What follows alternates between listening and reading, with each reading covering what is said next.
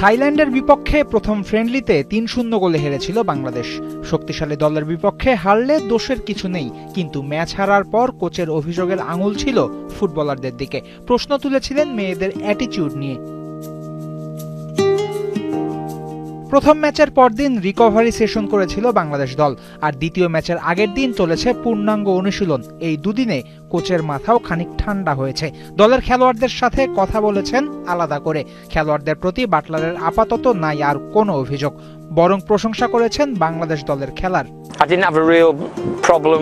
মেয়েরা ওই দিন যেভাবে খেলেছে তা নিয়ে আমার কোনো সমস্যা ছিল না। ওরা আসলে ভালোই খেলেছে। প্রথম মিনিটে গোল খেয়ে যাওয়ার পর ম্যাচ জেতা সবসময় কঠিন। অনুশীলনে ওদের অ্যাটিটিউড আমার পছন্দ হয়েছে। আমি কয়েকজন মেয়ের সাথে আলাদা করে কথাও বলেছি, বিশেষ করে 2-1 মেয়ের ফোকাস আমার খুব ভালো লেগেছে, যারা ম্যাচ জেতাতে পারে।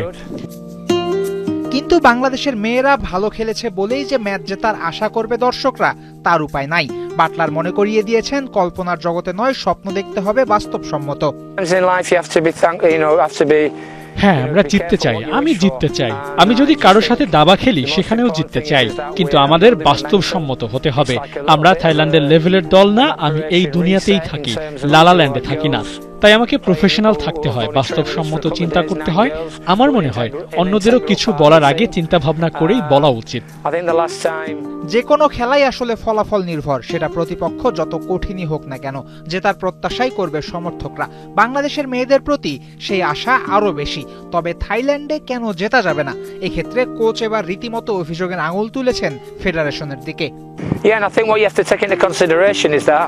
চাইনিজ তাইপের বিপক্ষে ম্যাচের পর আমরা হোমে কোনো ম্যাচ আয়োজন করতে পারিনি। তোমরা বলতে পারো বাইরে গিয়ে অন্য দলগুলোকেও হারাও, আমি কোনো অভিযোগ বা অজুহাত দিচ্ছি না, কিন্তু দেশের বাইরে গিয়ে জেতার চেয়ে দেশে ম্যাচ জেতা সহজ, অথচ আমরা সেটাই আয়োজন করতে পারি না। 2013 সালে থাইল্যান্ডের বিপক্ষে 9-0 গোলে হেরেছিল বাংলাদেশ।